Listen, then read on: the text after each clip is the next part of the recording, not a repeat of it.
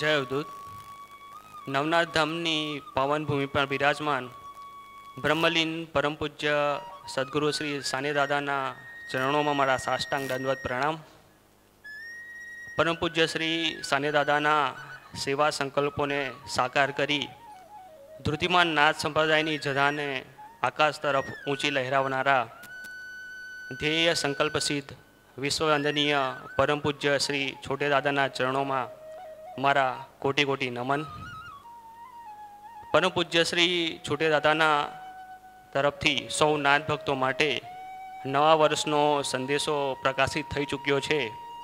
તો પરમ પૂજ્ય શ્રી છોટે દાદાને નમ્ર વિનંતી છે કે આપણી સમક્ષ નવા વર્ષના સંદેશાનું અનાવરણ કરે. પરમ પૂજ્ય શ્રી છોટે દાદા. તાળીઓના ગડગડાટથી આપણે આ વધાવી લઈએ.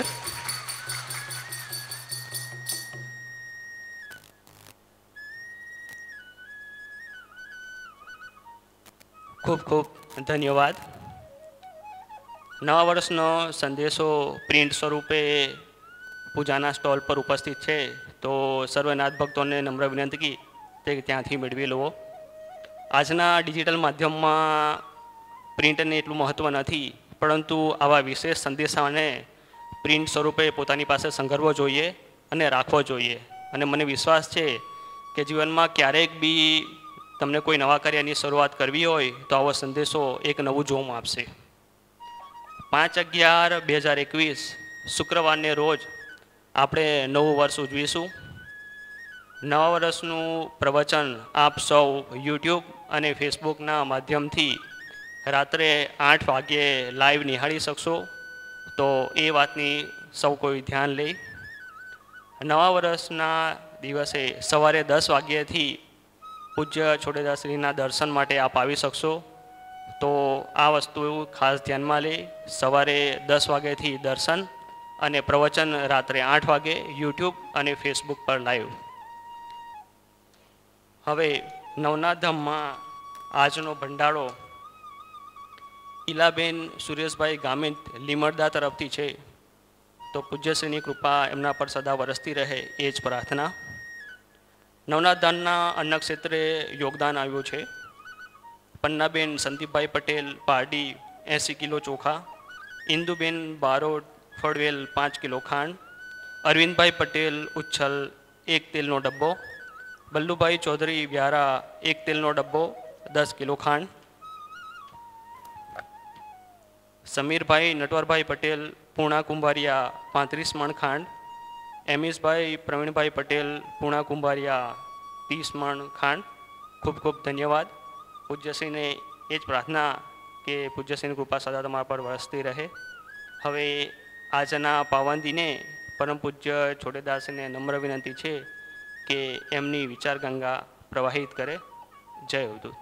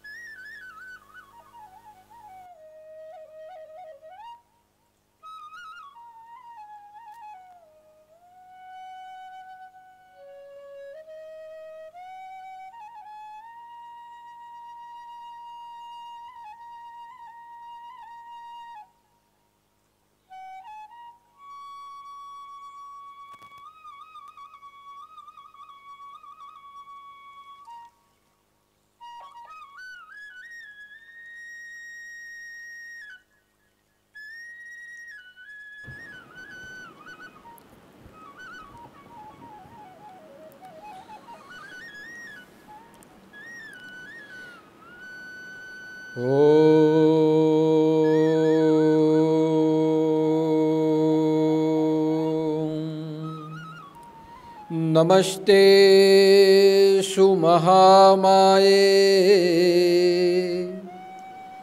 શ્રીપીઠે સુરપૂજિતે શંખચક્રગદાહસ્તે નારાયણી નમોસ્તુતે. નમસ્તે સુગરુડારૂઢે કોલાસુરભયં હારી सर्वपाप हरे देवी महालक्ष्मी नमोस्तुते। सिद्धि बुद्धि प्रदे देवी भुक्ति मुक्ति प्रदायिनी मंत्रपुते सदा देवी महालक्ष्मी नमोस्तुते।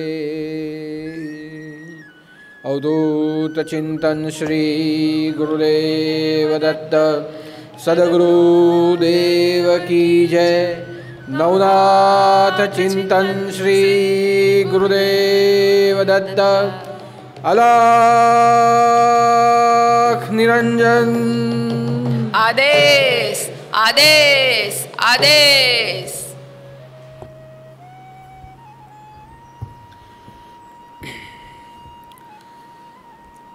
हम सबके जीवन में लक्ष्मी, महालक्ष्मी, शुभ लक्ष्मी, ज्ञान लक्ष्मी और भाग्य लक्ष्मी के स्वरूप में विराजमान ऐसे हमारे सद्गुरु श्री सानेनाथ जी के चरणों में मेरा कोटि कोटि नमन। साथ साथ जो माँ भगवती हम सबको सिद्धि और बुद्धि देती है, जिनकी कृपा से ही हमें मोक्ष, भोग और ऐश्वर्य प्राप्त होता है, पवित्र मन से उनका मंत्र जाप करने से वह सदा हमें जीवन में सुख देती है। ऐसी देवी महालक्ष्मी के चरणों में मेरे कोटि कोटि नमन। और जो भी भक्त फेसबुक के माध्यम से और यूट्यूब चैनल के माध्यम से हर गुरुवार की विचार गंगा का दर्शन और श्रवण कर रहे हैं, ऐसे सभी नाथ भक्तों को, सभी धर्मप्रेमी भाई बहनों को मेरा जय उद्धूत, जय जय मच्छिंद्र समर्थ और आदेश।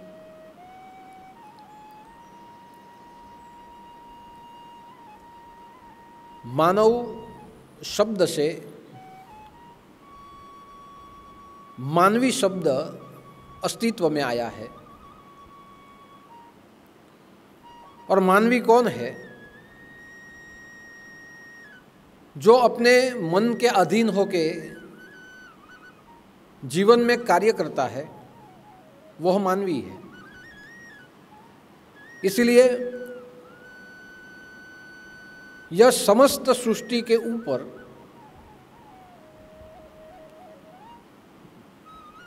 एक प्राणी जिसे ज्ञानी बोला गया, जिसे विद्वान कहा गया, जिसे बुद्धिशाली कहा गया, ऐसा एक प्राणी जो मानव ही है। मानव बुद्धिशाली भी है, विद्वान भी है, ज्ञानी भी है, फिर भी मैं उसे मानव प्राणी ही कहूँगा।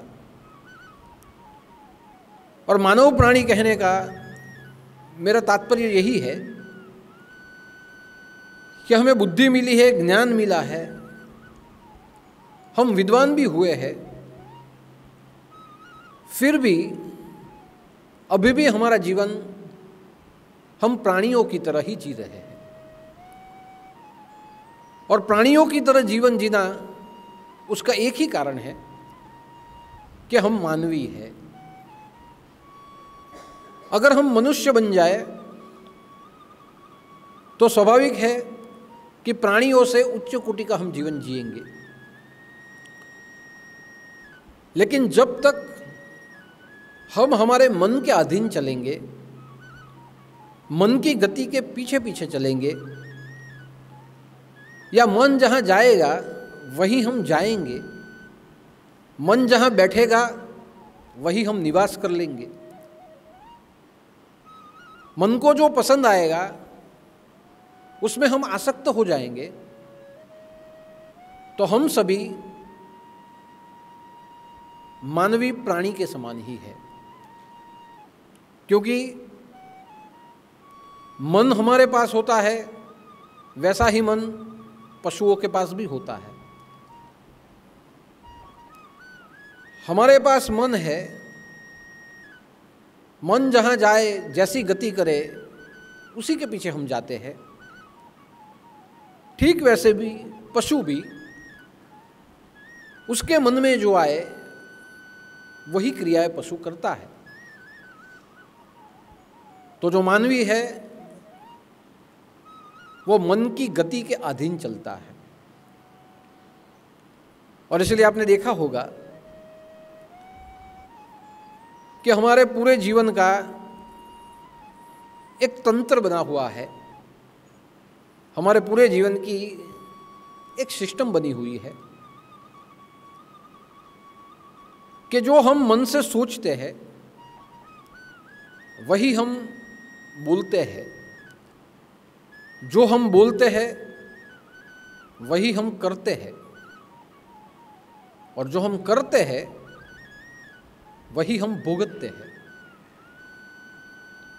यानी आज जो कुछ हम भुगत रहे हैं उसके पीछे पूरी एक सिस्टम है। आज हम दुख भुगत रहे हैं तो भी समझ लीजिए कि उसके पीछे पूरी एक सिस्टम है कि हम दुख क्यों भुगत रहे हैं।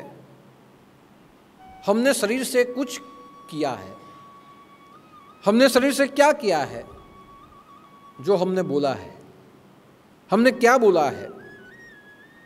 जो हमने मन से सोचा है। तो दुख भोगे या सुख भोगे, ये दोनों फल, यह फल की भूमि ही मनोभूमि है। हमारे विचार ये बीज समान है, और जब विचार उठते हैं, हम बोलते हैं, हम सोचते हैं, और वही जब हम कर देते हैं तो सुख के रूप में या दुख के रूप में वो फल हम भुगतते हैं। इसलिए जब तक हम सुख भोगेंगे और जब तक हम दुख भोगेंगे, समझ लीजिए सुख और दुख ये दोनों फल मनोभूमि से उत्पन्न होते हैं। जैसे पशु भी सोचते हैं मन में, वही करते हैं और वही भुगतते हैं, ठीक वैसी ही हमारी क्रिया सुख और दुख को पाने की हो गई। और ऐसा ही अगर चलता रहेगा और मन के अधीन ही हम चलते रहेंगे, तो जरा सोचिए हमारे जीवन में सत्कर्म कैसे होंगे, हमारे जीवन में कर्तव्य कैसे होंगे, हम सदाचार का पालन कैसे करेंगे, या हम हमारे जीवन से किसी और को परोपकार कैसे दे पाएंगे। और इसलिए अगर हमें हमारे शरीर की क्रिया को सुधारना है, सुख और दुख के फल को अगर हमें सुधारना है, तो स्वाभाविक है कि हमारी वाणी को हमें सुधारना पड़ेगा। वाणी को सुधारना है तो विचारों को सुधारना पड़ेगा, और विचारों को अगर सुधारना है तो मन को सुधारना पड़ेगा। जब तक मन शुद्ध नहीं होगा, जब तक मन स्थिर नहीं होगा, तब तक हमारे द्वारा जो बोला जाएगा, जो किया जाएगा, केवल और केवल स्वार्थगामी ही होगा। हम स्वार्थी ही बनेंगे। इसलिए आप देखिए हमारे जीवन में हम जितने भी कुछ दुख भुगतते हैं, अंत में उसका कारण देखा जाए तो हम स्वयं हमारे पर ही आएंगे।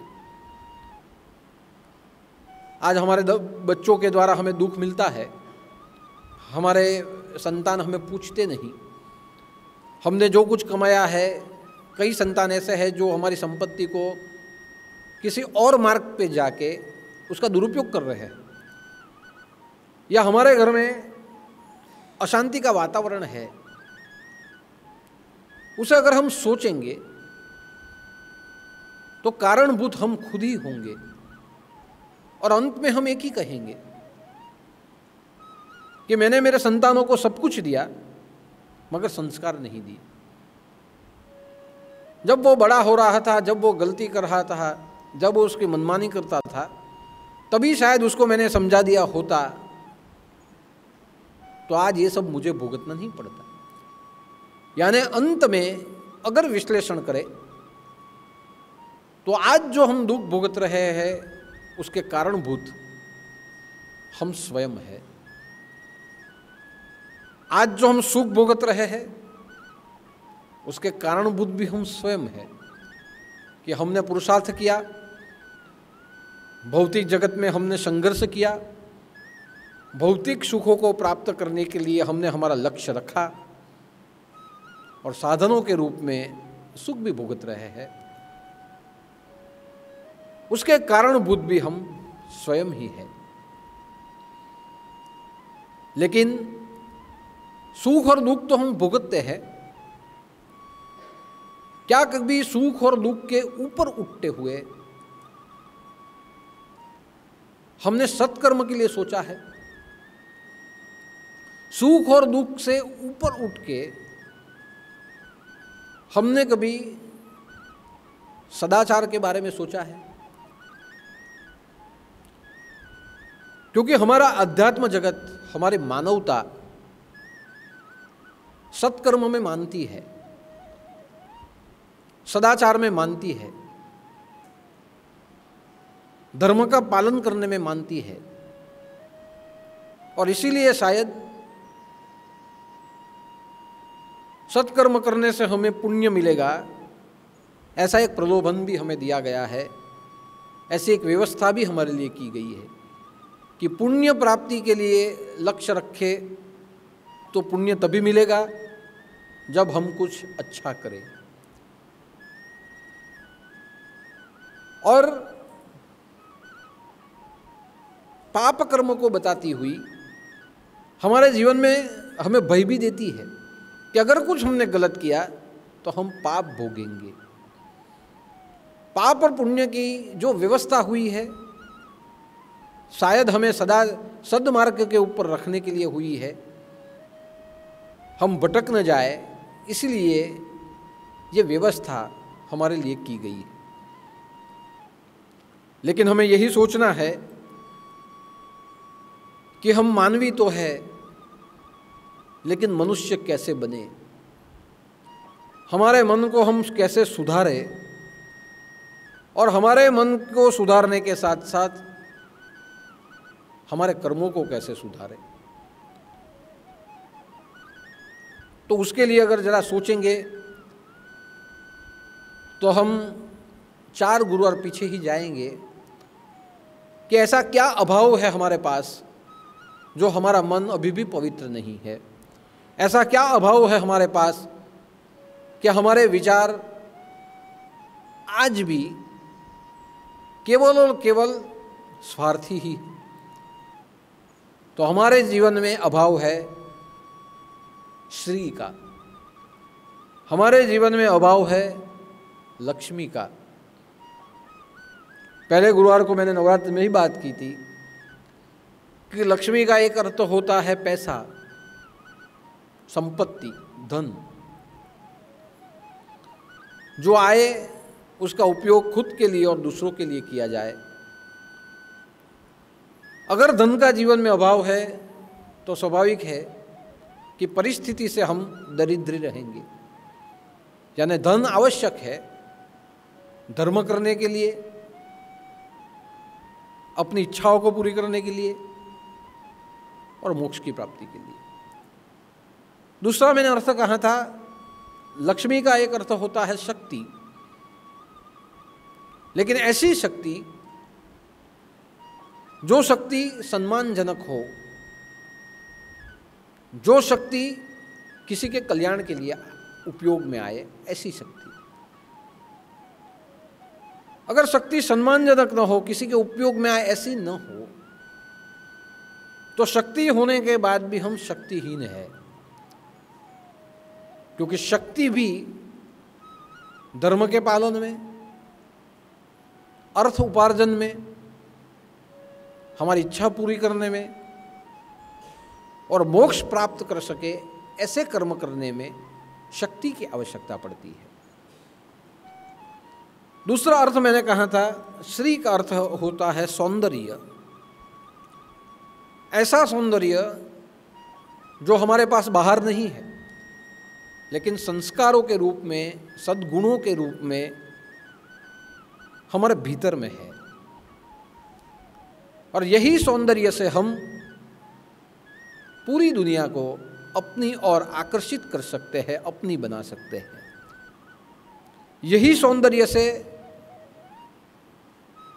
हम धर्म का पालन कर सकते हैं। यही सौंदर्य से हम हमारे जीवन में समाज को संगठित कर सकते हैं और यही सौंदर्य हमें मोक्ष तक ले जा सकता है। उसके बाद मैंने एक अर्थ किया कि श्री का अर्थ होता है बल, लेकिन कैसा बल? धर्म के काम में आए ऐसा बल। कैसा बल? जो सभी जीवों की रक्षा कर सके ऐसा बल, क्योंकि बल से धर्म की रक्षा होती है। योग्य बल से हम सत्कर्म कर सकते हैं, सज्जनों का परित्राण कर सकते हैं, और ऐसा कर्म हमें मृत्यु के बाद मोक्ष नहीं, यही जीवन में मोक्ष दिला देता है। यानी मैं जो मोक्ष की बात करता हूं वो मृत्यु की बात की नहीं है। मृत्यु के बाद मोक्ष ये भ्रम है, ये कल्पना है। मोक्ष का अर्थ होता है आज जो आपको मिल जाए, जो प्राप्त करने के बाद आप अपने स्वयं को भूल जाओ और अपनी चेतना को विश्विक चेतना के साथ जोड़ दो, उसे कहा जाता है मोक्ष, परमानंद। जहां आपने अपने आप को विश्व के साथ जोड़ दिया, आपने अपने आप को विश्वेश्वर के साथ जोड़ दिया, उसे कहा जाता है मोक्ष, जिसका आप जीवित रूप में अनुभव कर सकते हो। और ऐसा ही एक भाव हमारे जीवन में है, और वो अभाव है श्री।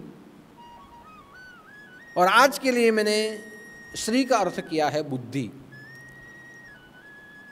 कि हमारे पास अगर कुछ अभाव है तो किसका है? बुद्धि का। मेरा मानना है बुद्धि तो सबके पास है।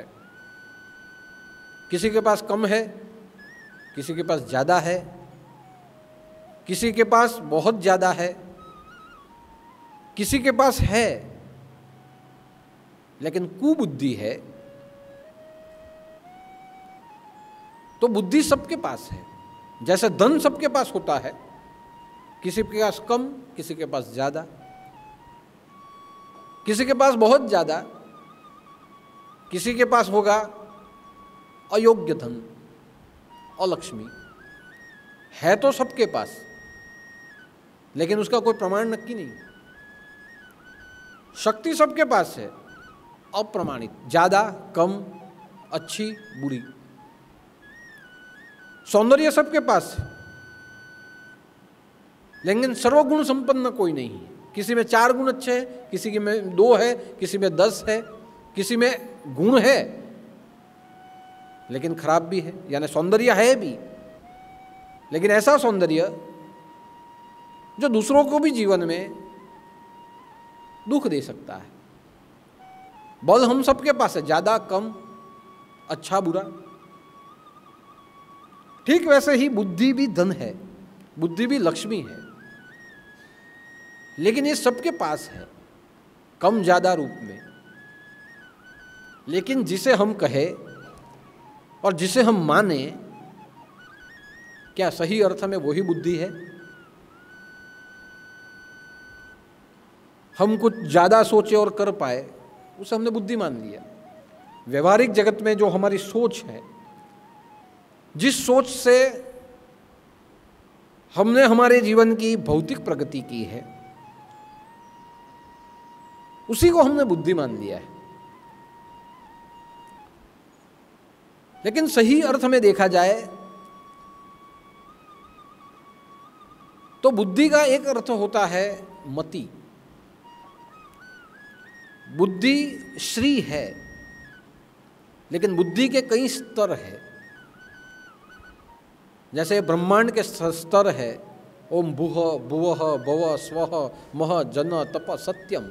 जैसे स्वर्ग में जाने के लिए 7 सीढ़ी है, जैसे पाताल में जाने की 7 सीढ़ी है, पाताल, रसाताल, तलातल, ऐसी पाताल की 7 सीढ़ी है। वैसे बुद्धि के भी कई स्तर है।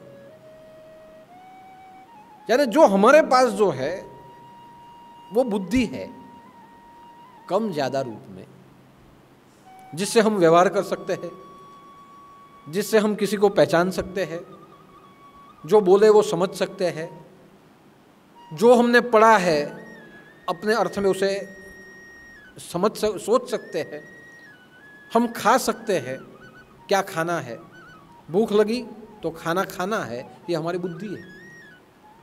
प्यास लगी, खाना नहीं खाना है, पानी ही पीना है, ये भी बुद्धि है। तो खाना, पी लेना, चलना, बैठना, बोलना, ये सब जो है ये बुद्धि है। हमें ज्ञान है, हमें बुद्धि है कि समय आए हमें क्या करना है, उसे जो कहा गया है, मेरे हिसाब से ये बुद्धि है। लेकिन बुद्धि का एक स्तर होता है, जो स्तर को कहा गया है मति, और मति का अर्थ होता है गति। हम बोलते हैं ना, जैसी मति वैसी गति। तो बुद्धि तो हम सब में है, लेकिन बुद्धि में एक गति है। वह गति को कहा गया है मति। उसे मति क्यों कहा गया? उसे मति इसीलिए कहा गया है कि हमारी जो बुद्धि है वो मन को कंट्रोल करती है। मन जो सोचे कि मुझे ये करना है, तो करना चाहिए या नहीं करना चाहिए, उसको कंट्रोल बुद्धि करती है। कुछ रास्ते में कुछ पड़ा है, उसे उठाना चाहिए या नहीं उठाना चाहिए, ये नियंत्रण बुद्धि करती है।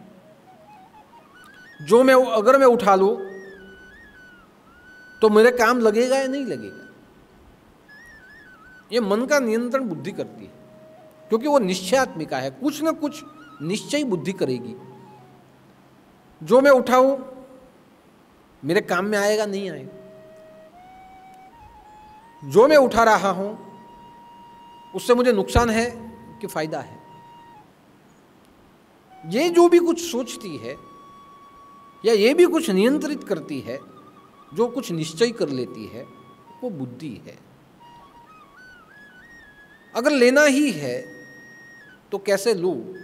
10 रुपया पड़ा है तो कैसे लूं? कोई देखे वैसे लूं, कोई नहीं देखे वैसे ले लूं, ठोकर खाते हुए गिर जाऊं और ले लूं, सबको बुला के सबके सामने ले लूं, मेरा है ऐसा बोल के ले लूं। ये जो कुछ निश्चय करती है वो बुद्धि है। और बुद्धि निश्चय ही इसीलिए करती है कि बुद्धि केवल और केवल हमारे खुद का सोचती है कि मैं ले लूं और किसी ने देख लिया और कोई मुझे कुछ गलत कहेगा तो मुझे गलत नहीं सुनना है, तो मैं ऐसे लूं कि किसी को पता ना चले और मुझे सब सही समझे, मेरा ही पड़ा है, मैंने लिया। तो बुद्धि हमारी जो इमेज है, हमारी इमेज के विषय में सोचती है, हमारे बारे में सोचती है, और वो सोचती है इसीलिए हमें नुकसान न हो जाए, हमें फायदा ही हो, ऐसा सोचने वाली जो होती है वो बुद्धि है। हमें ज्यादा से ज्यादा मिल जाए, ऐसा सोचने वाली जो होती है वो बुद्धि। यानी बुद्धि है, लेकिन बुद्धि में एक मति है, और मति का अर्थ होता है मन को सहयोग देने वाली मति। पहले देखना, अच्छा बुरा सोचना, बार बार विचार करना, और एक मत तय कर देना। मति वो मत बनाती है, लूं या न लूं, करूं या न करूं, जाऊं या न जाऊं, बोलूं या न बोलूं। बुद्धि जब निश्चय पैदा करती है तो एक मत तैयार होता है, एक निर्णय तैयार होता है। मन को अनुरूप, मन को फायदा कहां है, हमें फायदा कहां है, ऐसा एक निर्णय तैयार करती है, वो होती है मति। इलेक्शन में आए तो विपक्ष पक्ष सब खड़े रहते हैं, हर एक पार्टी आती है, हम आपका ये करेंगे, हम आपका वो करेंगे, हम आपका ये काम कर देंगे, हम सब सुनते हैं। लेकिन मत किसे देना है, वो हमारा मत तय करता है, हमारी मति तय करती है। हम बार बार सोचते हैं, बहुत कुछ सोचते हैं, पढ़े लिखे हो तो ज़्यादा कुछ अच्छा सोचते हैं, नहीं पढ़े लिखे तो एक ही सोचते हैं। देखते हैं कौन पैसा देता है उसको दे देंगे, कौन पीने का देता है उसको देंगे। वहाँ जाते जाते जाते जाते बहुत बार मति बदलती है, मन की रुचि के अधीन सोचती है, खुद की इमेज के अधीन सोचती है, और अंदर जाने के बाद एक निर्णय तैयार होता है, एक मत तैयार होता है, वो मत हम दे देते हैं। वो पार्टी जीत के आ गई, अगर काम करे तो हमारा मत सफल, ना काम करे तो मैंने मत दिया निष्फल, अगली बार नहीं दूंगा, तो मत बदल भी जाता है।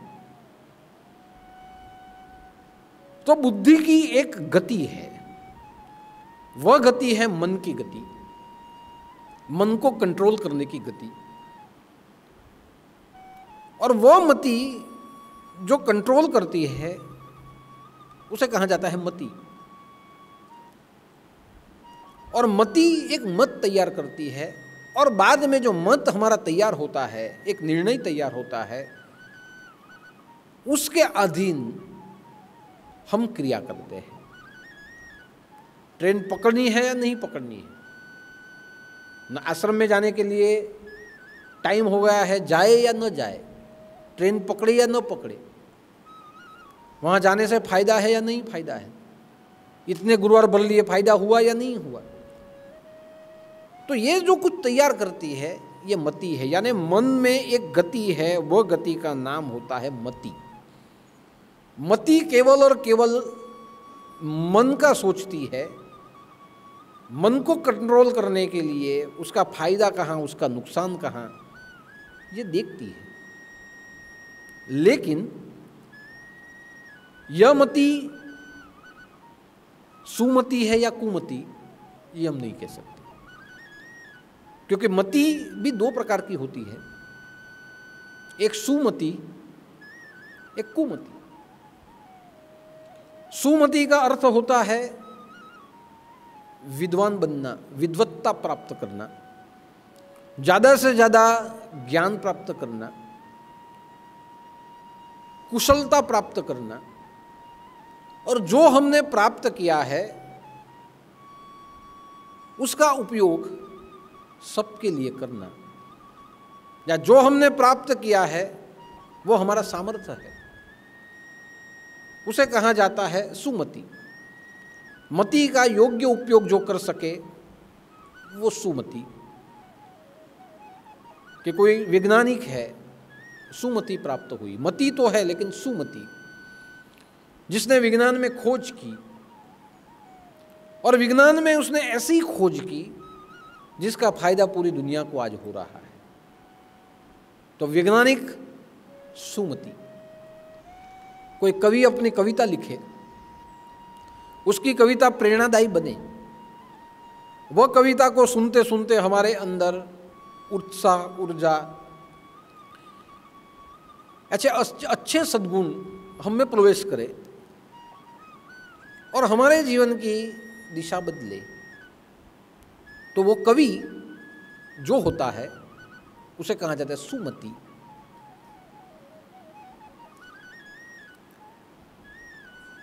कोई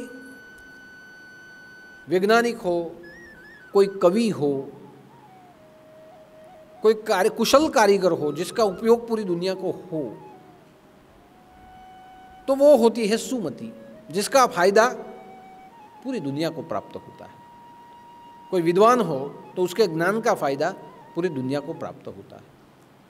कोई डॉक्टर हो तो उसकी सुमति का फायदा पूरी दुनिया को होता है। कोई इंजीनियर हो तो उसकी सुमति, उसके ज्ञान का फायदा पूरी दुनिया को होता है। कोई समाज सेवक हो तो उसकी क्रिया शक्ति, कार्य शक्ति, इच्छा शक्ति, वो जो भी कुछ कार्य करता है उसका फायदा दूसरों को होता है। तो उसे कहा जाता है सुमति। सुमति यानी मति है, लेकिन ऐसी मति जिस मति ने कौशल्य प्राप्त किया है, जो मति प्रतिभा बन चुकी है और ऐसी प्रतिभा बनी है जिसका उपयोग पूरी दुनिया को हो रहा है, उसे कहा जाता है सुमति। क्योंकि सुमति, जो मति होती है गति होती है, गतिमति होती है, और जो गति और मति होती है वही हमारे जीवन की दिशा तय करती है। आज जिस गति में हम जाए, एक दिशा तो है, किसी ना किसी दिशा, गति है तो किसी ना किसी दिशा में हम जा रहे हैं। लेकिन कैसी दिशा? जो दिशा हमने मन से तय की है। लेकिन मन कभी कभी खराब दिशा भी तय करता है, तो गति रहेगी लेकिन गलत दिशा में चली जाएगी तो वो कुमति हो जाएगी। सही दिशा में चली जाएगी तो सुमति हो जाएगी। यानी मेरे कहने का अर्थ आप समझिए कि गति है मन को नियंत्रित करने की, लेकिन वह सुमति यानी हमने जो कौशल्य पाया है हमारी मति से, वह कौशल्य अगर योग्य दिशा में जा रहा है तो वो सुमति है। लेकिन वही कौशल्य अगर अयोग्य दिशा में जा रहा है तो वो कुमति है। यानी गति मति बने और मति जब सुमति बने तो ऊपर की ओर जाए, और कुमति बने तो वो नीचे की ओर चली जाए।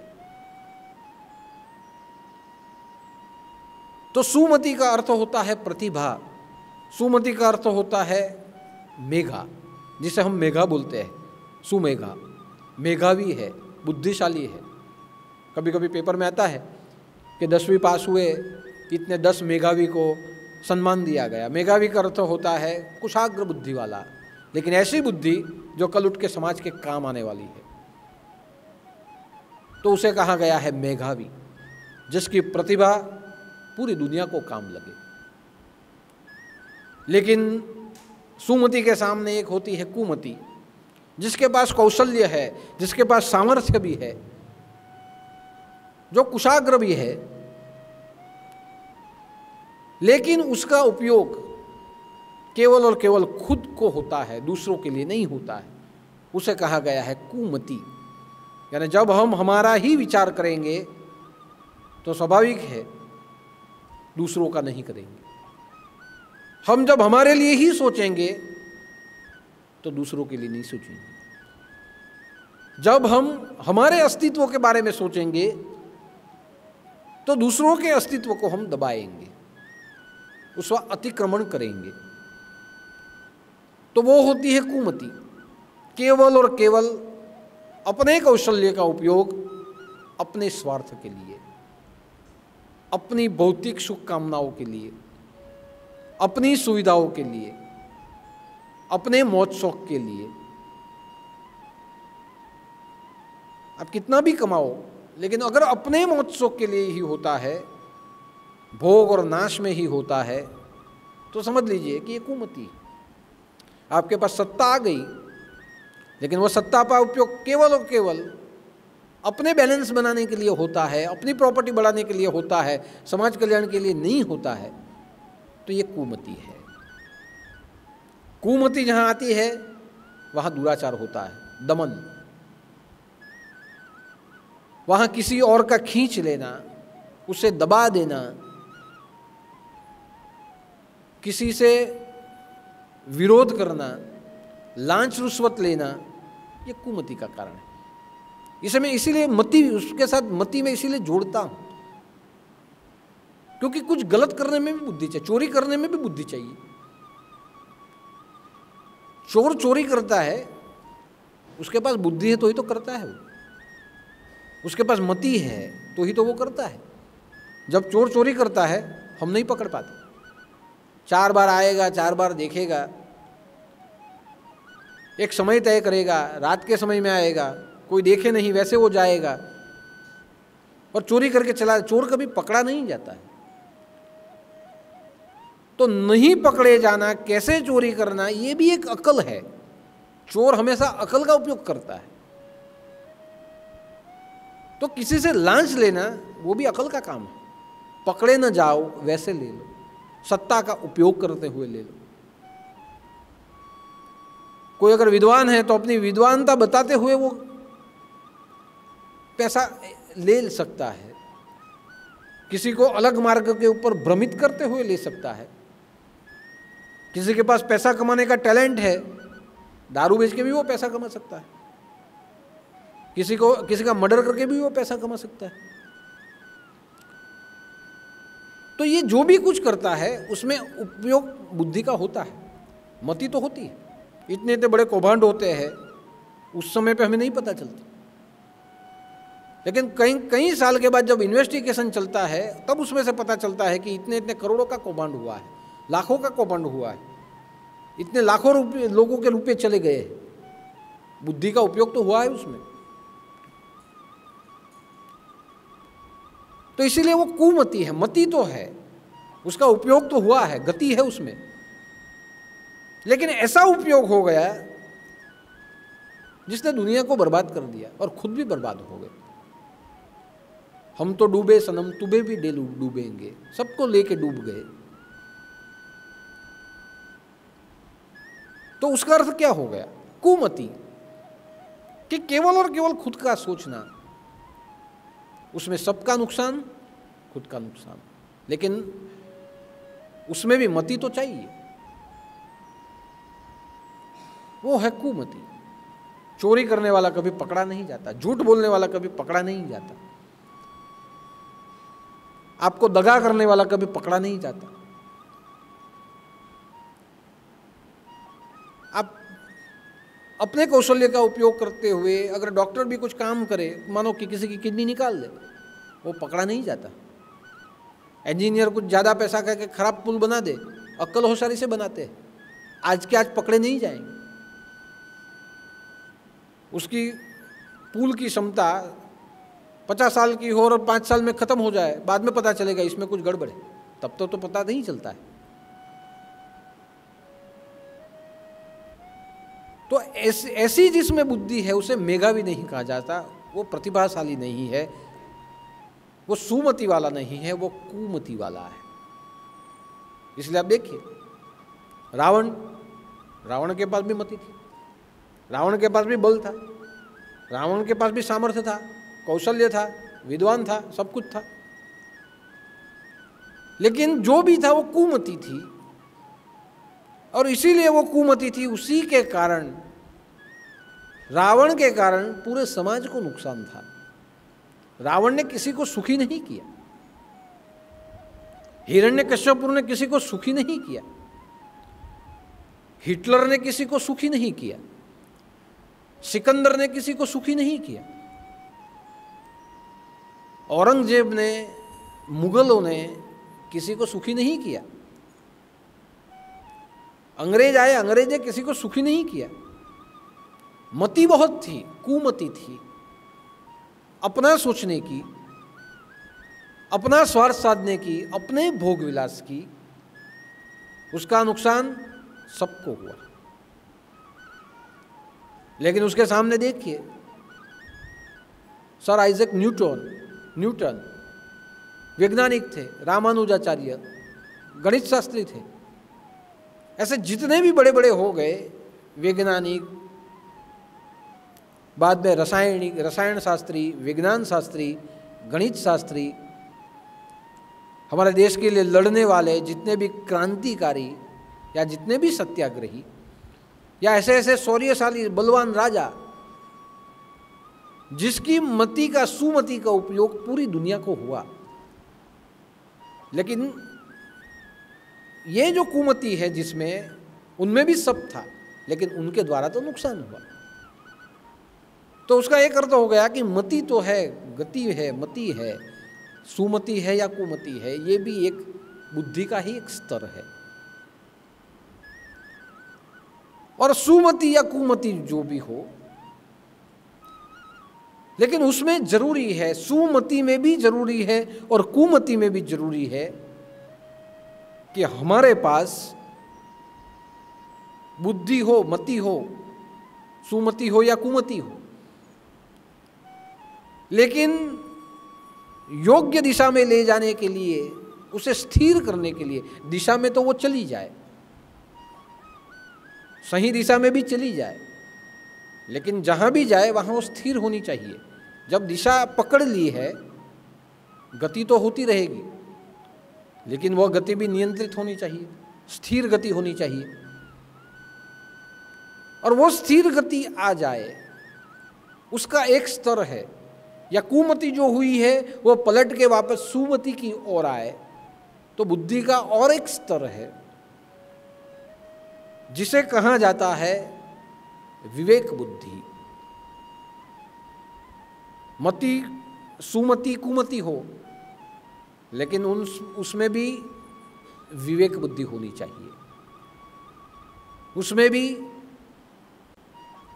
विवेक बुद्धि अगर हो तो विवेक हमारी गति को प्रज्ञा की ओर ले जाता है। यानी विवेक बुद्धि अति आवश्यक है। यानी योग्य जो श्री होती है वो क्या होती है? विवेक बुद्धि, जो हमें प्रज्ञा की ओर ले जाए। प्रज्ञा यानी स्थिरता, विवेक यानी गति के ऊपर का एक नियंत्रण, संयम, जिसे कहा जाए विवेक। जो भी कुछ आप करो विवेक से करना पड़ेगा। जो भी कुछ बोलो विवेक पूर्वक बोलना पड़ेगा।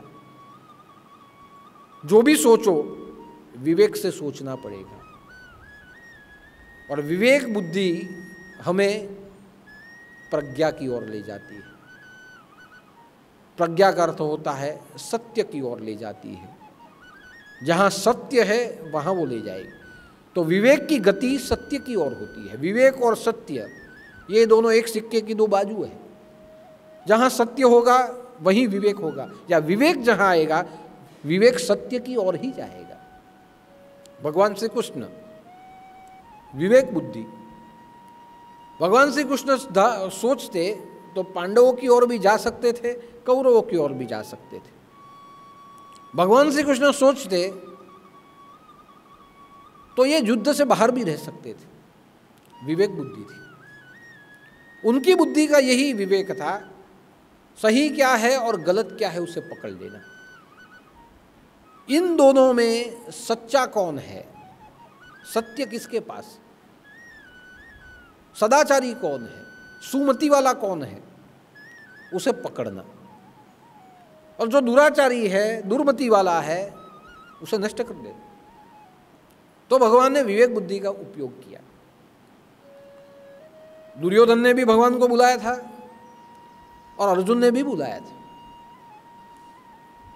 भगवान दोनों से समकक्ष थे, न्यूट्रल रह के बात करते थे, तटस्थ थे।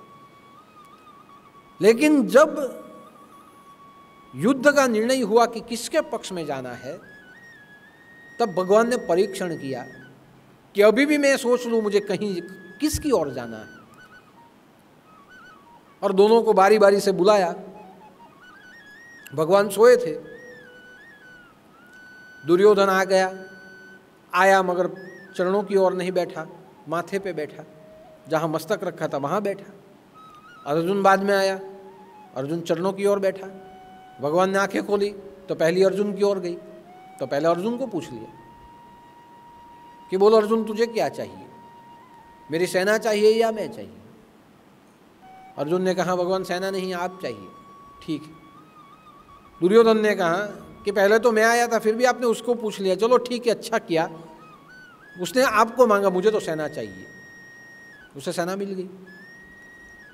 दुर्योधन खुश, बहुत अंदर से खुश हुआ और शकुनी के पास गया और वहां जाके उसने कहा कि आज तो मजा आ गया, अर्जुन मूर्ख है तो मूर्ख ही है, पहले से ही बिना बुद्धि के है ये लोग, क्यों क्या हुआ? कृष्ण ने कहा कि यादव की सेना चाहिए, 56 कोटि यादव की अक्षुणी सेना चाहिए, या फिर मैं अकेला चाहिए, तो तुम क्या मांगा? तो स्वाभाविक है मैंने मांग लिया, मुझे सेना चाहिए, कृष्ण को लेकर मैं क्या करूं? और अर्जुन ने कृष्ण को मांग लिया। तब शकुनी ने कहा कि अर्जुन ने जो मांगा है वो सही है, बुद्धि तो तेरे में नहीं है, जो मांगना था वो नहीं मांगा तूने। कृष्ण अकेला पूरी सेना के ऊपर भारी है, युद्ध यहीं खत्म हो गया, हम आज से ही हार गए। आप सोचिए भगवान ने किसे पसंद किया? भगवान ने जिसमें सुमति थी उसे पसंद किया। भगवान ने किसे पसंद किया? जो विनय वाला था उसे पसंद किया, चरणों की ओर बैठने वाले को पसंद किया। भगवान ने किसे पसंद किया? जिसकी मति सम्मान करने वाली हो उसे पसंद किया, जो सम्मान दे सके ऐसे पात्र को भगवान ने पसंद किया। माथे पे बैठने वाले को पसंद नहीं किया। माथे पे जो बैठता है वो हमसे जबरदस्ती मांगता है। આપણે કહીએ ને જવા દે ખોટો માથે બેહી ગયો એટલે પોતાનું ધારેલું કરાવે, પોતે જેમ કરવું હોય તેમ જ કરે, પોતાનું ધારેલું મનાવડાવે, આપણી પાસેથી જબરદસ્તીથી લઈ લે। આપણા છોકરાને આપણે મોટા કરીએ એ લોકો જેમ કહે તેમ બધું કર્યા કરે, હવે છોકરા માથે બેસી ગયા એટલે હવે શું થયું? પરીક્ષામાં નાપાસ। કેમ નાપાસ થાવ? મહેનત કરો। મહેનત તો કરીએ, મોબાઈલ આપે તો કરીએ, કેમ? બીજાને આપે તે, બીજાના મા બાપ આપે છે અમને નથી આપતા, બાઇક લઈ આપીએ તો કરીએ। આ શું છે? માથે બેસી, માથે બેસે એ તમને દબાણપૂર્વક તમારી પાસે કરાવડાવે, એના મનનું કરાવે, ખરું હોય કે ખોટું હોય। ભગવાને નમ્રતાવાળા વ્યક્તિને પસંદ કર્યો છે, ધર્મવાળા વ્યક્તિને પસંદ કર્યો છે, સદાચારી વ્યક્તિને પસંદ કર્યો છે, બીજાને સન્માન આપે એવી પ્રકૃતિના વ્યક્તિને પસંદ કર્યો। तो भगवान की विवेक बुद्धि, दूध का दूध और पानी का पानी, दूध है उसे ग्रहण करना, पानी को छोड़ देना, सत्य है उसे स्वीकार लेना, जो असत्य है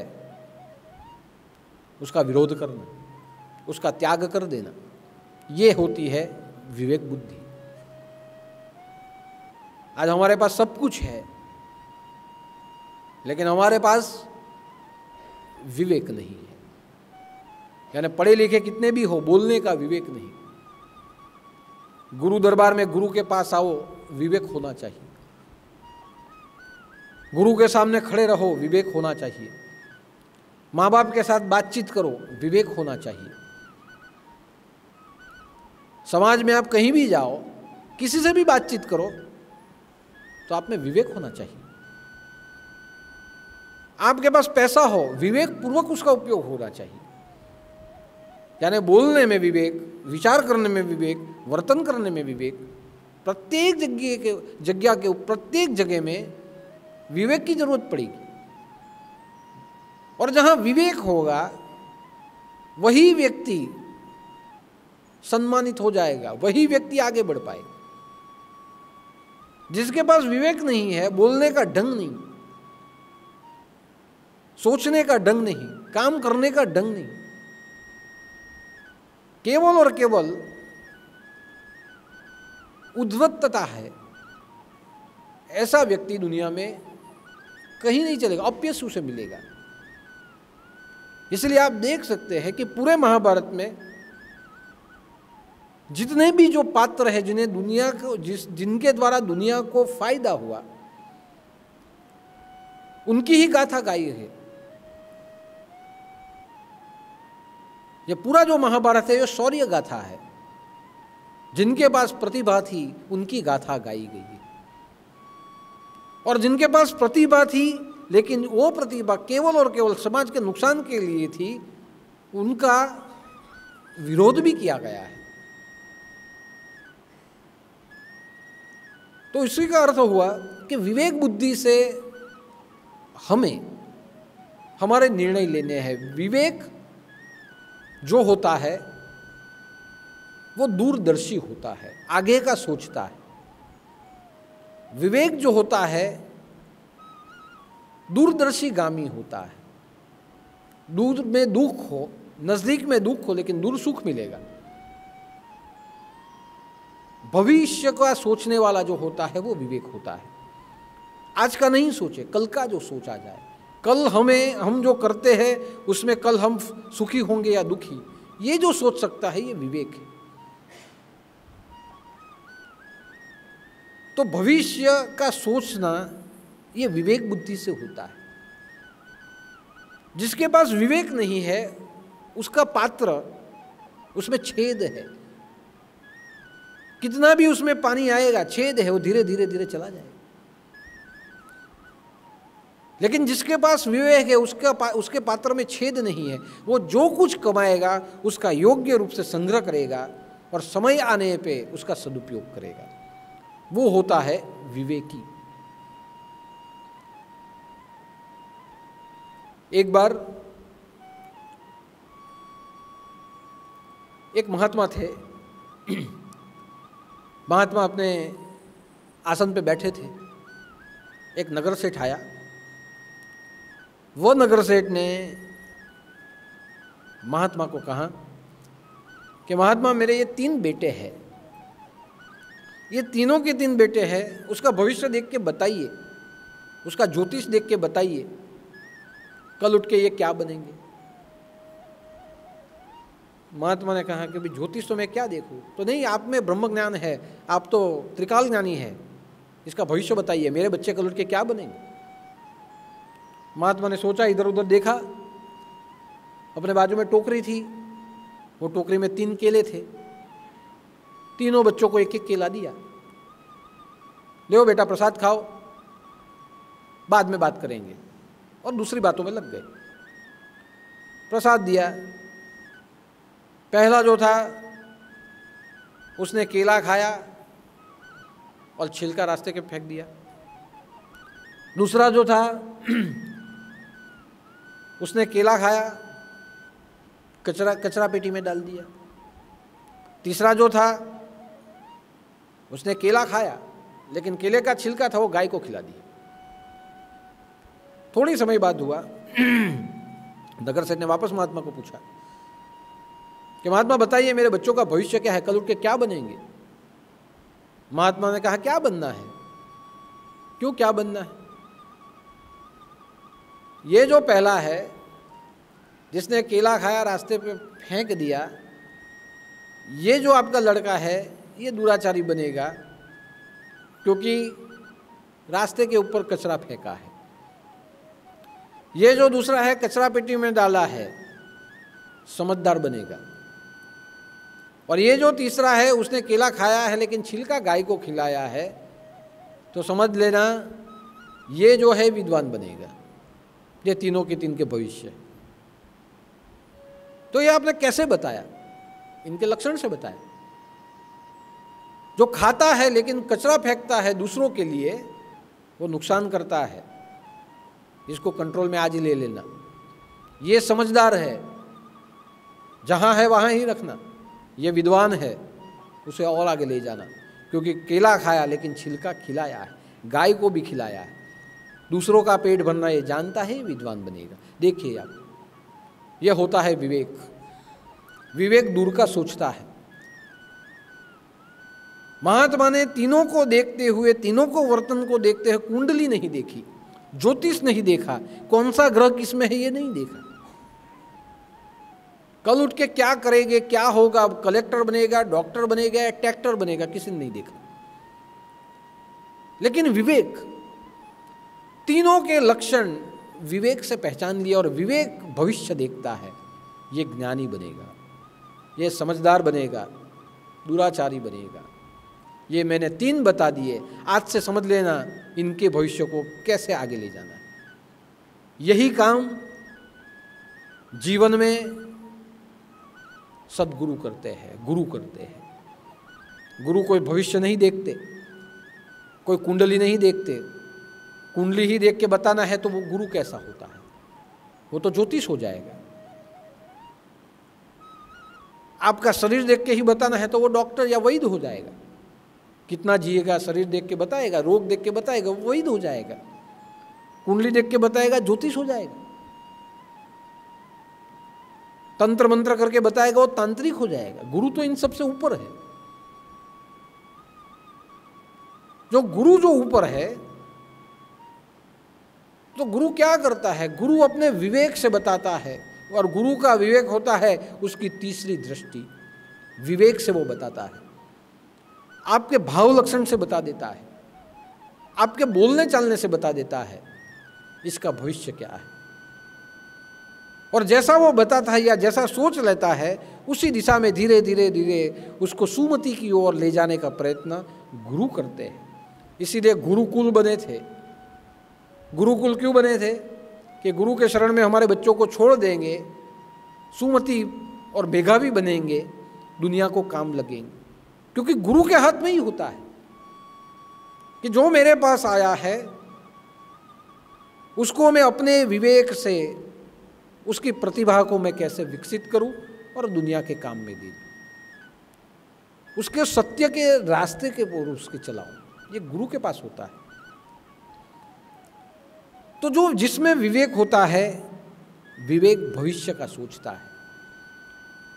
केवल गुरु के पास ही विवेक होना चाहिए ऐसे नहीं, विवेक हम सब में होना चाहिए।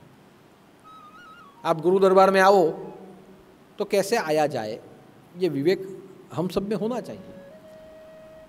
गुरु दरबार में आओ तो एक पद्धति से ही आना होता है, अच्छे कपड़े पहन के आना चाहिए, ये विवेक। गुरु दरबार में आओ तो शांति रखना, ये विवेक। गुरु दरबार में आओ तो भजन कीर्तन गाना, ये विवेक। यहाँ आओ तो बैठे नहीं रहना, सेवा करना, ये विवेक। नियम से आना, ये विवेक। गुरु के सामने कैसे खड़ा रहना, ये विवेक। गुरु की आज्ञा का पालन करना, गुरु कहे बैठ जा तो बैठना, उठ जा तो उठ जाना। प्रश्न पूछना लेकिन दलील नहीं करना, ये विवेक। जो भी कुछ आप दो उसका अहंक उसे दे के भूल जाना, ये धार्मिक विवेक। ये सब विवेक हमारे सनातन धर्म के विवेक। धर्म संस्था मंदिरों में जाने का एक विवेक। आज हम मंदिरों में जाते हैं, मंदिरों में जाते हैं तो व्यवस्थित कपड़े पहन के जाना चाहिए। मैंने आगे भी कहा, कई लड़के भी ऐसे होते हैं जो बरमूडा पहन के आते हैं, चड्डी पहन के आते हैं। ये विवेक है क्या? गुरु के दरबार में आप जाओ, मंदिरों में आप जाओ तो जो पहनना है ढंग का पहन के जाओ। अपनी टांगे दिखाने का क्या मतलब है वहां? मैं तो ऐसे समझता हूं, जो ऐसे आते हैं कम कपड़े पहन के, उनकी बुद्धि भी कम ही होती है, टूकी बुद्धि वाला आदमी। जे व्यवस्थित पेंट पहरीने आवे, व्यवस्थित कपड़ा पहरीने आवे, सुमति वाળો। પણ લગર વગર આવે, ચડ્ડા પહેરીને આવે, ટૂંકી બુદ્ધિવાળો માણસ। ગમે એટલું ભણ્યો ગણ્યો હોય, ગુરુ દરબારમાં આવે ને કપડાં પહેરવાનું ભાન નહીં હોય, બુદ્ધિ વગરનો માણસ। ગુરુ દરબારમાં બહેનો આવે, કપડાં પહેરવાનું ઢંગથી આવવું જોઈએ। તમે ફરવા જાઓ તો તમે જે પહેરીને જતા હોય તે જાઓ, તમારી જેવી ઈચ્છા હોય તેવું પહેરો। અહીંયા આવો તો માન સન્માન સાથે આવવું જોઈએ। જો સ્ત્રી છે તો સ્ત્રી જ હોવી જોઈએ, પુરુષ છે તો પુરુષની જેમ જ આવવું જોઈએ। પણ અહીંયા ગુરુ દરબારમાં આવીને બી પછી બહાર જેવા કપડાં, ટૂર પર કપડાં જાઓ તેવા તમે પહેરીને આવો તો પછી યોગ્ય નથી. તમે ગમે એટલા પૈસા હોય, તમે ગમે એટલું ભણ્યા હોય, તમે ગમે એટલા હોય ને, હું તો એક જ વસ્તુ માનું છું કે તમારી પાસે મતિ ખરી પણ તમારી પાસે ગતિ નથી. તમારા ઘરમાં તમે જે રીતે રહેતા હોય, તમે જાહેર સમાજમાં જાઓ, ધાર્મિક મંદિરોમાં જાઓ, માન સન્માન જે તે વસ્તુને મળવું જોઈએ. ઘરે તમે ખાતા હોય અને તમારી ડીશમાંનું બધું બગડી જાય તો ચાલે. આશ્રમમાં તમે જમો તો વિવેક, જેટલું જોઈએ એટલું જ લો, જેટલું જોઈએ તેટલું માપનું લો. લગ્ન નથી કે તમે ડબલ વસ્તુમાં પીસાવી દો, ખાઓ, ઉઠીને બાજ નાખી આવો. અહીંયા ખાવાનું વધારો આ વિવેક નથી.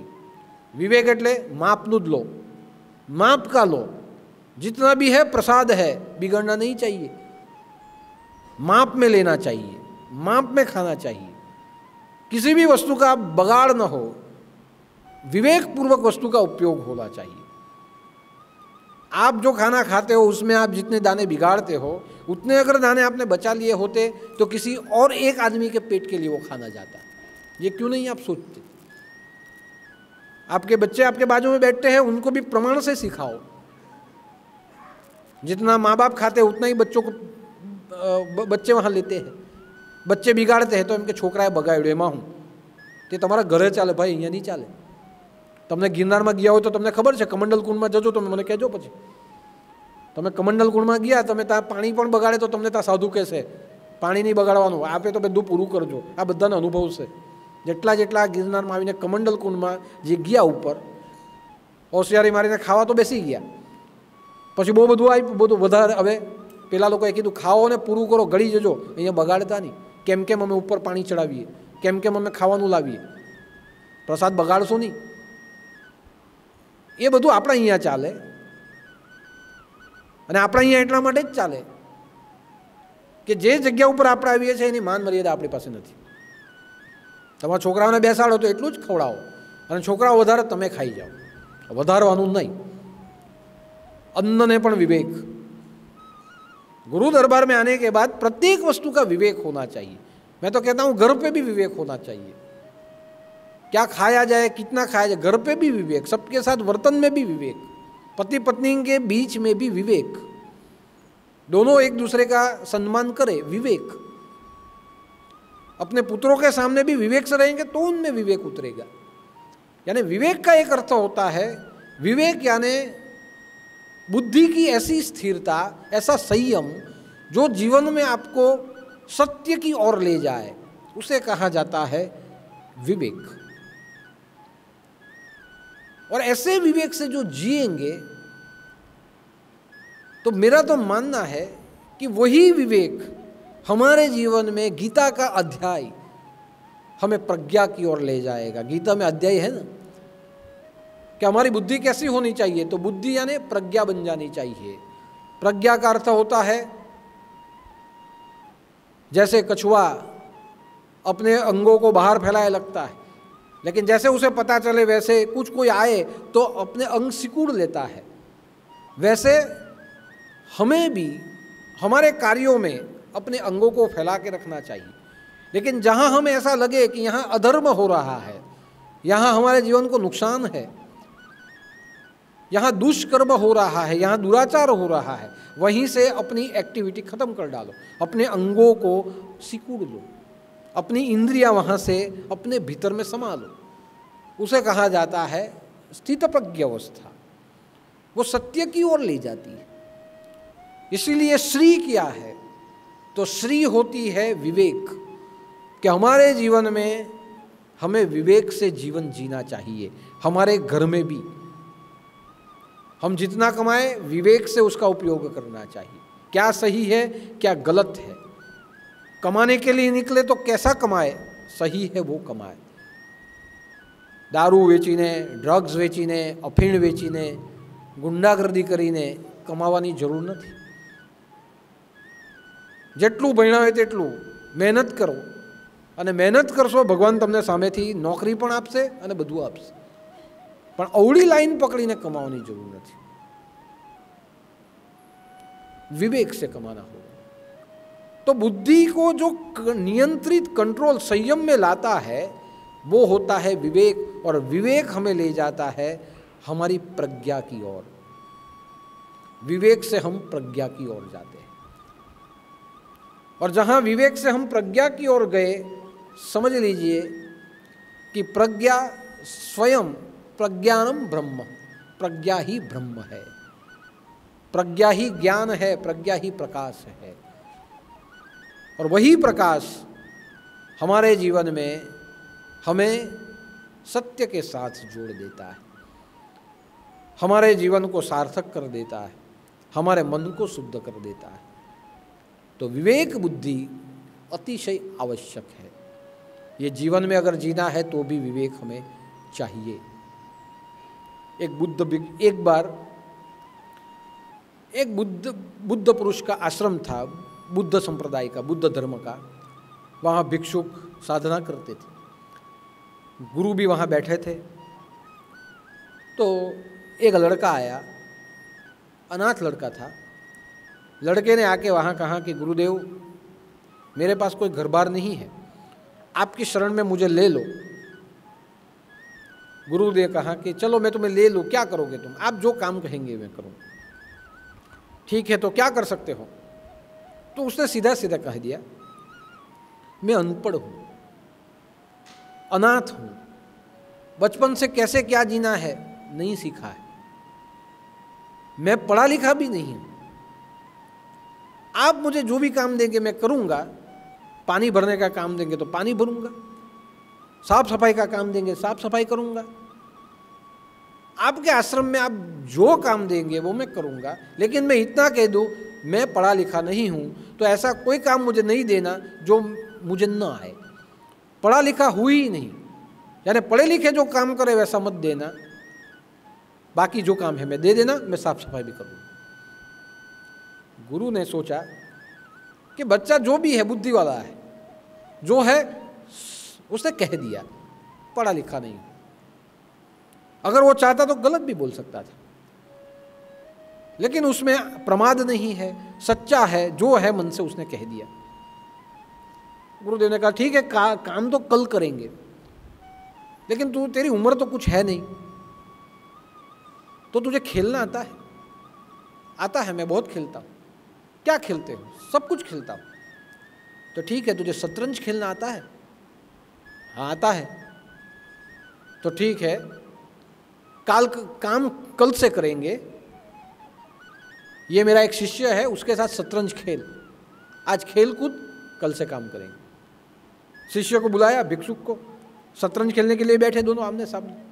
गुरुदेव बैठे रहे, देखते रहे, शतरंज का खेल चालू हुआ। धीरे धीरे शतरंज खेलना चालू हुआ। वो सामने वाला भिक्षुक बहुत अच्छा खेलता था, बच्चा भी खेलने लगा। शुरू में खेल में 2-3 पैदे उसके मर गए।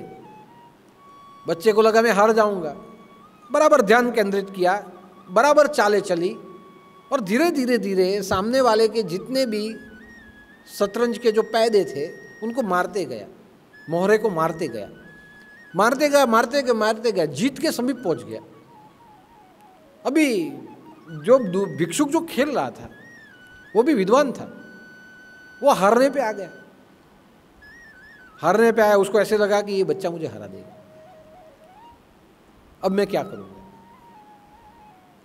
बच्चे ने सोचा कि मैं तो जीत जा रहा हूं, मानो कि मैं हार गया तो मेरा तो कुछ गलत नहीं होगा, लेकिन ये अगर हार गया तो उसकी बदनामी हो जाएगी कि एक बच्चे ने, वो भी अनपढ़ गंवार बच्चे ने, तुझे हरा दिया, और ये तो बरसों से यहाँ रहता है, इसकी बदनामी होगी, लोग उसके पर हंसेंगे, ये यहाँ कैसे रहेगा। मैं तो आज काया हुआ, अनपढ़ गंवार हूँ, हार जाऊंगा तो क्या बोलेंगे। बच्चे ने क्या किया, जानबूझ के गलत चालें चली, बच्चा हार गया। बच्चा हारे, गुरु जैसे हारा, गुरु आए, क्या हुआ? तो मैं हार गया। गुरुदेव ने तुरंत ही कहा, बेटा तू हारा नहीं है, तू जीता है। बच्चे ने कहा नहीं, आप देखिए मैं हार गया। गुरुदेव ने कहा मैं दूर था, लेकिन दूर से मैं देख रहा था कि तू जीतते जीतते जानबूझ के हारा है, और इसीलिए तू हारा है कि अगर ये हार गया तो उसे यहाँ रहना है, लोग इसकी निंदा करेंगे, और मैं अनपढ़ गंवार जीत गया, इसकी निंदा करेंगे। मैं हार गया तो मुझे कौन बोलने वाला है। उसका सोच के तू हारा है, उसका अर्थ है तुझ में विवेक है, तुझ में ज्ञान है। जा बेटा, आश्रम के कोई काम तू नहीं करेगा, तू आज से भिक्षुक बनेगा, मैं तुम्हें ज्ञान दूंगा और पूरी दीक्षा विधि में तुम्हें दूंगा, लेकिन तू काम नहीं करेगा, तू पढ़ेगा। आप देखिए, गुरुदेव ने विवेक बुद्धि से देख लिया कि बच्चे में कौन से संस्कार छिपे हुए हैं, कौन सी बुद्धि है, सुमति है या कुमति है, सब देख लिया और उसको कहा तू काम नहीं करेगा तो भिक्षुक बनेगा, तो बहुत ऊंची इकाइयों को तू प्राप्त कर सकता है, तुझ में बहुत अच्छा विवेक है, मैं तुम्हें प्रज्ञा की ओर ले जाऊंगा। गुरु ने उसे मोड़ दिया। तो आप यहाँ सोचिए कि बुद्धि जो होती है वो विवेक बुद्धि होनी चाहिए। आज हम सब में भी विवेक बुद्धि होनी चाहिए। हम जितने काम करें उसमें भी विवेक होना चाहिए। अगर हमारे पास विवेक बुद्धि रही और विवेक हमारे पास हुआ तो समझ लीजिए यही हमारी श्री है। इसी का उपयोग हमारे लिए और दूसरों के लिए भी कर सकते हैं। इसलिए आज का श्री का अर्थ है विवेक। ये विवेक का जो अर्थ है ये आज खत्म नहीं हो जाएगा, आगे के गुरुवार को भी थोड़ा थोड़ा आगे चलता रहेगा। दिवाली आएगी तो दिवाली के 1-2 गुरुवार प्रसंगोपात प्रवचन होंगे, लेकिन वापस श्री का अर्थ क्या है, तो आज तो विवेक है, लेकिन आगे जाके इसके कई और अर्थ भी आएंगे। ये प्रवचन श्री के रूप में आगे बढ़ते रहेंगे। तो आज का एक अर्थ है, श्री का अर्थ हो गया विवेक। सबसे पहले विवेक हम सब में होना चाहिए, हमारे माँ बाप के प्रति, हमारे जीवन के प्रति, हमारे अभ्यास के प्रति। कैसा पढ़ना है, गलत या सही। ये मोबाइल जो आपके पास होता है उसमें भी उसको देखना तो भी विवेक से देखना है। गूगल को भी विवेक से देखो, यूट्यूब को भी विवेक से देखो कि वो देखते देखते कहीं आप कुमति की ओर न चले जाए, उसमें बहुत कुछ गलत भी होता है। तो ज़्यादा से ज़्यादा विवेक बुद्धि का उपयोग करिए। और तो अगर आप सोचेंगे कि विवेक बुद्धि कैसे आएगी, वापस कहता हूँ, विवेक बुद्धि गुरु के उपदेश से आएगी, गुरु के सत्संग से आएगी। और इसीलिए बार बार कहता हूँ कि आपके बच्चों को आश्रम की ओर मोड़े, आपके बच्चों को यहाँ के सेवा काम की ओर उनको लगाइए, आपके बच्चों के अंदर एक धगस जगाइए कि हम आगे जाके कुछ भी बने, लेकिन इतना याद रखिए हम जो भी है ये मानव है, हमें मनुष्य बनना है। हम मनुष्य बनेंगे तो ही मानवता भी जीवित रहेगी। हमारे बच्चों को मानवी नहीं, हमें मनुष्य बनाना है, धर्म का आचरण कराना है, हमारे सनातन धर्म की नींव को और मजबूत करना है, तो विवेक की आवश्यकता पड़ेगी। आपके बच्चे बड़े हो जाएंगे और बड़े होने के बाद न अपने धर्म में रह पाएंगे, न किसी और की ओर जा पाएंगे, सिर्फ दुराचार करेंगे, व्यसन लगेंगे, व्यसनों की लत लगेगी। आगे भी मैंने कहा हम व्यसन खाते हैं, सिगरेट पीते हैं।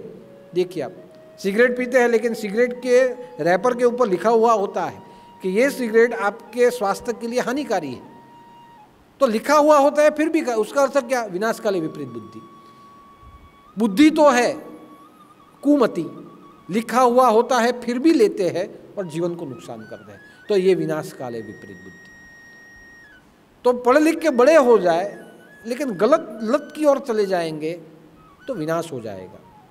इसलिए कहता हूँ ये पूरी सृष्टि को मनुष्य की आवश्यकता है, या पूरी सृष्टि को मानव जाति का कल्याण हो उसी की आवश्यकता है। इसीलिए अगर मानव जाति का कल्याण होगा तो आपके फैमिली का कल्याण हो जाएगा। फैमिली में मानव से भी ज़्यादा मनुष्य बनाने की आवश्यकता है। तो आपके बच्चों को गुरु दरबार में मोड़े, विवेक आपके अंदर है, गुरु के वाक्यों से वो विवेक जागृत हो जाएगा। इसलिए श्री का अर्थ होता है विवेक। हम सब में है, और जागृत होने की ज़रूरत है। गुरु के उपदेश उसे जागृत करेंगे। तो हम सब मिलके गुरु के चरणों में प्रार्थना करते हैं कि हम सब में जो विवेक है गुरु के उपदेशों के द्वारा वो जागृत हो। हम सब में जो विवेक है वो गुरु के भजनों के द्वारा हम में प्रकट हो। और हम सब में जो विवेक है वो विवेक सेवाओं के द्वारा हमारे जीवन में आचरण में आ जाए तो हमारे जीवन की गति प्रज्ञा की ओर मुड़ेगी, सत्य की ओर मुड़ेगी, स्थिरता की ओर मुड़ेगी। हमें सुमति बनना है, हमें कुमति की ओर जाना नहीं है। तो गुरुदेव को हम बार बार प्रार्थना करते हैं कि हमें जीवन में विवेक बुद्धि प्रदान करे। सिद्धि बुद्धि प्रदायिनी भुक्ति मुक्तिदायिनी मंत्रपुते सदा देवी महालक्ष्मी नमोस्तुते। महालक्ष्मी सिद्धि बुद्धि और वैराग्य देने वाली है। बार बार उसके चरणों में प्रणाम करते हैं और उसके पास विवेक बुद्धि की प्रार्थना करते हैं। 25 बार गुरु मंत्र बोलते हुए।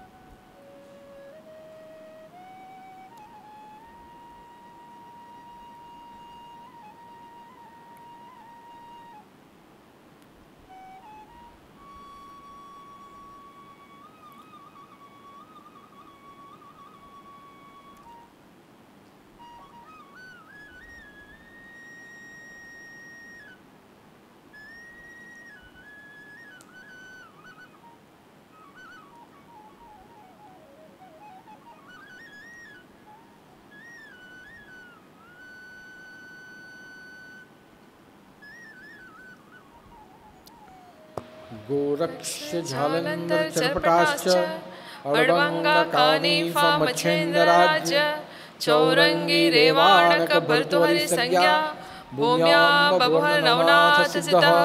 जय जय मच्छेंद्र समर्थ, जय जय मच्छेंद्र समर्थ, जय जय मच्छेंद्र समर्थ। सानेनाथ महाराज की जय, छोटे दादा की जय।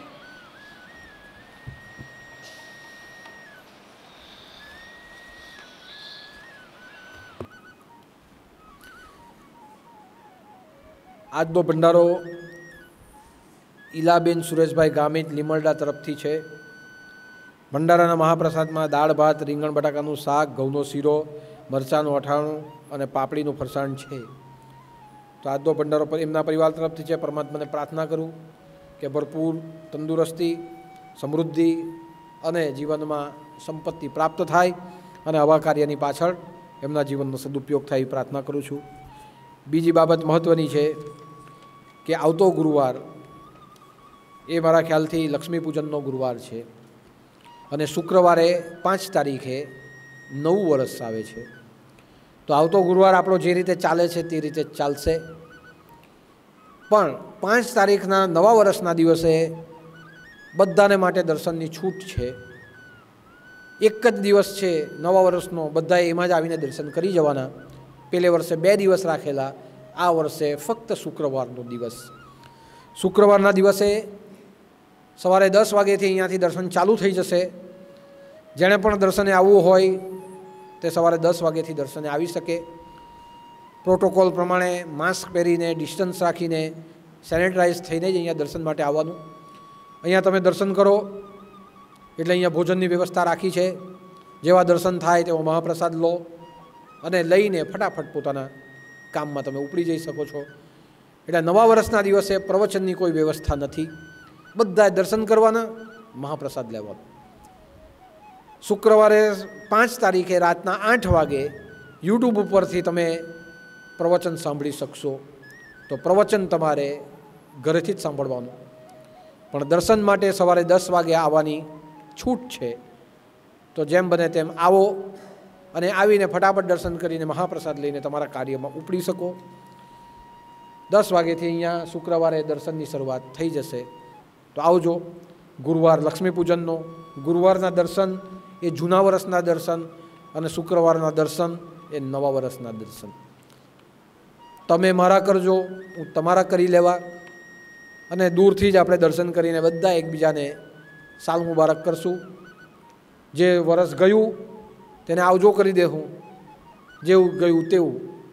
પણ હું એવું માનું છું, લોકોનું જેવું જાય તેવું, પણ આપણા બધા નાથ ભક્તોનું જૂનું વરસ પણ સરસ અને નવું વરસ આના કરતાં પણ વધારે સરસ રહેશે. એટલે નવા વર્ષની શુભકામના આજથી જ આપી દઉં છું.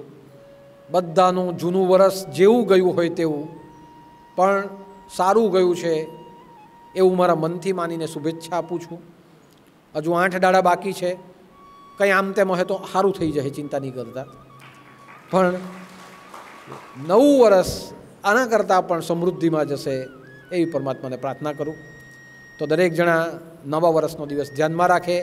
દિવાળી આવે છે, સોમવારથી જ દિવાળીની શરૂઆત થઈ જાય છે, તો બધા આનંદ કરો, રંગે ચંગે દિવાળી ઉજવો, ફટાકડા ફોડો, મીઠાઈઓ ખાઓ, જે રીતે જીવવું હોય તે રીતે જીવો, પણ ઉત્સાહ અને આનંદથી જીવજો. પણ એટલું જ છે કે બધાએ જ પોતાની તકેદારી રાખવાની, કોઈ માંદવું નહીં પડે એનું ખાસ બધા ધ્યાન રાખે. અને આગળ પણ વાત કરેલી તે પ્રમાણે અહીંયાની જેટલી પણ વસ્તુ લોકસેવાથી માંડીને જે પણ તમારા સુધી પહોંચે છે, વિચાર ગંગાના માધ્યમથી તમારા સ્ટેટસ પર મૂકજો. તમે દરેક જગ્યા પર દુનિયાને પણ બતાવજો કે આશ્રમ વિવેક બુદ્ધિવાળા કાર્યો કરે છે અને એનાથી લોકો પણ જાગૃત થશે. તો એ રીતે દરેક જણા આ વસ્તુને ધ્યાનમાં રાખે. અને દાદાના મંદિર નિર્માણનું કાર્ય પણ ચાલુ થઈ ગયું છે, તો એ કાર્યની અંદર પણ જેણે સહયોગ આપવો હોય તે બધા આપે. તો આજના ગુરુવારે બસ આટલું જ. બધા ભક્તોને મારા જયદૂત, જય જય મચ્છેન્દ્ર સમર્થ અને આદેશ.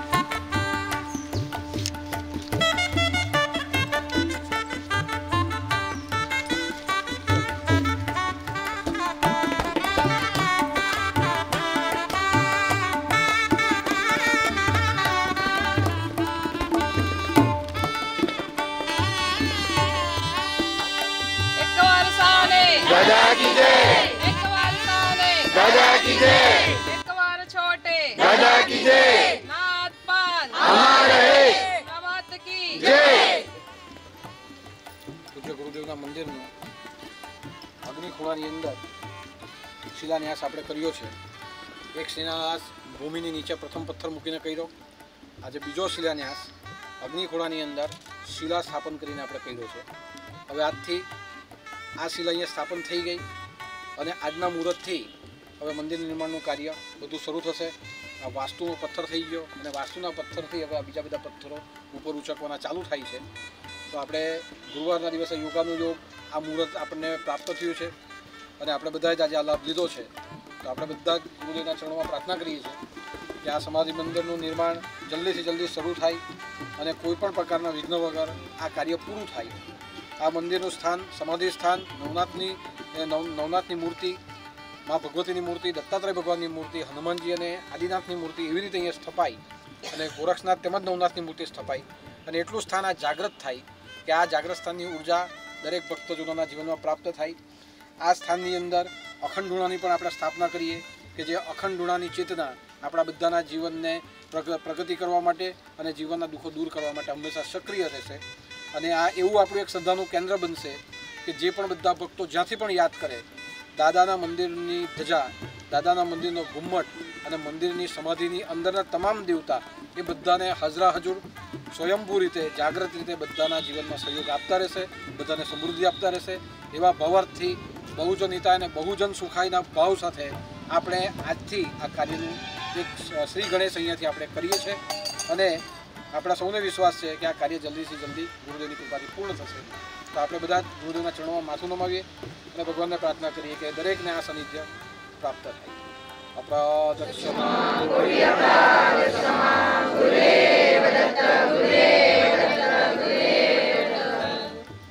એકવાર શાન નાથ પંથ મહામુનિ મચ્છન્દ્રનાથ સદગુરુ ગોરક્ષનાથ નવનાથ 84 સિદ્ધો નવનાથો નાથ પંથ મહાકાલી માતા દિગંબર દત્તાત્રેય બજરંગ